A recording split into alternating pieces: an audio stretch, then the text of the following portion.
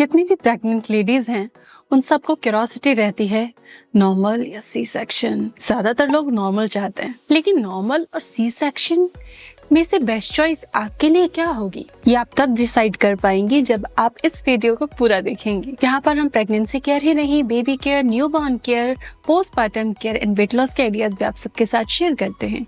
आज के वीडियो में हम एक कंपैरिजन समझेंगे, एक फर्क समझेंगे, एक बेस्ट ऑप्शन हम कैसे सिलेक्ट करें वो हम समझेंगे। आप प्रेग्नेंट हैं तो आपके लिए वीडियो इम्पॉर्टेंट है। साथ ही यूट्यूब मॉम चैनल आपके लिए है, इसे सब्सक्राइब जरूर करें। फ्रेंड्स, प्रेगनेंसी में सी सेक्शन करवाना चाहिए या फिर नॉर्मल डिलीवरी की तैयारी करनी चाहिए, ये कैसे समझा जाए? तो सबसे पहले हम इनमें फर्क समझते हैं। सबसे पहले अगर हम नॉर्मल डिलीवरी देखें और सी सेक्शन डिलीवरी देखें तो उसके बाद रिकवरी पीरियड में क्या फर्क होता है, किसकी रिकवरी जल्दी होती है। कई बार नॉर्मल डिलीवरी भी अगर होती है लेकिन वजाइनल कट लगते हैं तो वो उनको स्टिचेस को ठीक होने में थोड़ा वक्त लगता है, और कई बार अगर कट ज़्यादा होता है तो उसमें थोड़ा और वक्त लग जाता है। तो कई बार नॉर्मल डिलीवरी भी सी सेक्शन के बराबर ही रिकवरी पीरियड ले लेती है। अगर आपको कट नहीं लगा, आपने बराबर पेरिनियल मसाज किया है, तैयारियां की है, शुरू से नॉर्मल डिलीवरी की और नॉर्मल डिलीवरी सरलता से हुई है, तो वो आपके लिए बेस्ट चॉइस है, क्योंकि इससे रिकवर होने में आपको कम समय लगता है। जो 40 डेज का पीरियड होता है उसके बाद अब काफ़ी रिकवर और काफ़ी एक्टिव हो जाती है।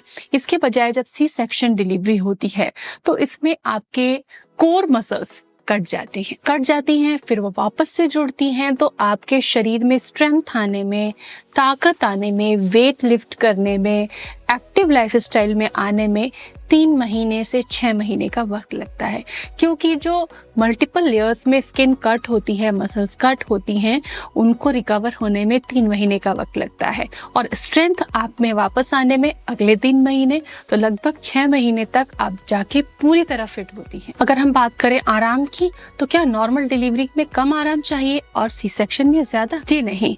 अगर हम आराम की बात करें तो एक महिला जब शिशु को जन्म देती है तो उसके यूट्रस के नॉर्मल होने में, नॉर्मल शेप में आने में और हार्मोन्स के सेटल होने में बिल्कुल वही 40 डेज का पीरियड होता है। और ये देखा जाता है कि नॉर्मल डिलीवरी में थोड़ा सा दर्द, थोड़ा पेन महिला को झेलना पड़ता है। सी सेक्शन डिलीवरी में दवाओं के साथ आपको सपोर्ट मिलता है और आपको कम पेन रहता है, कम डिस्कम्फर्ट रहता है, आप आराम से रेस्ट करते हो। तो रेस्ट दोनों में ही चाहिए होता है, दोनों की कंडीशंस अलग अलग होती हैं, रेस्ट का तरीका डिफरेंट होता है। अगर डाइट की बात करें तो क्या फ़र्क होता है? तो जहाँ तक नॉर्मल डिलीवरी की बात है उसमें घर लौटने पर आप नॉर्मल अजवाइन, लड्डू, ड्राई फ्रूट, गोंद, ये सब चीज़ ले सकते हो, जिससे कि आपका बॉडी पेन चला जाता है, रिकवरी में हेल्प मिलती है। लेकिन वहीं अगर आपका सी सेक्शन डिलीवरी हुआ है तो ऐसे में ज़्यादा फैटी फूड, ज़्यादा गर्म तासीर की चीज़ें आपको जल्दी से नहीं दी जाती। लगभग 1 महीने का समय उसमें लिया जाता है।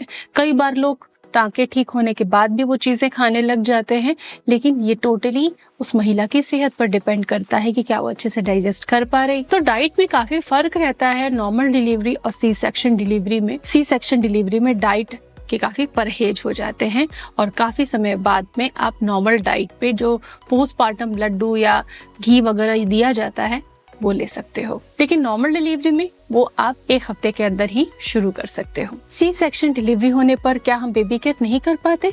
क्या नॉर्मल डिलीवरी होने पर हम बेबी केयर कर पाते हैं? देखिए, यहाँ बात है डिलीवरी की, शिशु जन्म की। सी सेक्शन में आप फिजिकली इतने एक्टिव नहीं होते हो, 555 रूल आप फॉलो करते हो। 555 रूल क्या है, इसके लिए आप हमारा वीडियो ज़रूर देखें, तो सी सेक्शन वाली महिलाओं के लिए उपयोगी होगा। लेकिन उसी तरह नॉर्मल डिलीवरी में भी आपने शिशु को जन्म दिया है तो आपको आराम की ज़रूरत है ताकि आपकी रिकवरी हो। तो ऐसे में 1 महीने तक एक्टिव बेबी केयर आप नहीं कर पाते हो। कंपैरेटिवली फीडिंग आपके लिए सबसे ज़रूरी रहता है। आप फीड प्रॉपर करा सकते हैं, लेकिन कंप्लीट बेबी केयर के लिए आपको कम से कम 20-25 दिन का वेट करना होता है, जिसके बाद आप पूरी तरह से आप अपने बच्चे का सारे काम खुद से कर सकते हो। अब बात करते हैं कॉम्प्लिकेशन की, कि प्रेगनेंसी में अगर कॉम्प्लिकेशन है तो हमें क्या करना चाहिए, कैसे डिलीवरी का कौन सा तरीका अपनाना चाहिए। तो फ्रेंड्स, कई बार सिंगल लूप होती है बच्चे के गले में न्यूकल कॉर्ड की, तो ऐसे में कई बार आपने देखा होगा नॉर्मल डिलीवरी हो जाती है, सरलता से हो जाती है। उसमें नुकल कॉर्ड से बच्चे के गले में गांठ बनने का, टाइट होने का और सांस रुकने का खतरा नहीं होता। लेकिन कई बार अगर नुकल कॉर्ड के 2 या 2 से ज्यादा लूप होते हैं तो ऐसे में डिलीवरी की प्रक्रिया के दौरान बच्चे के दम घुटने से मृत्यु होने का डर ज्यादा रहता है। सुरक्षित डिलीवरी में रिस्क होता है। तो ऐसी कंडीशन में आपको बहुत ही समझदारी के साथ सी सेक्शन डिलीवरी से सुरक्षित शिशु जन्म को प्राथमिकता देनी चाहिए। अगर आप नॉर्मल डिलीवरी चाहती हैं तो नॉर्मल डिलीवरी कोई एक मैजिक नहीं है कि आपने 9वें महीने में कोशिश की और आपकी डिलीवरी नॉर्मल हो गई। शुरू से अपने खान पान को अच्छा रखना होता है, वजन संयमित रखना होता है, घी वगैरह का इस्तेमाल ज़्यादा ना करें, फैटी फूड ना खाएं, अपने वजन को संयमित तरीके से बढ़ने दीजिए।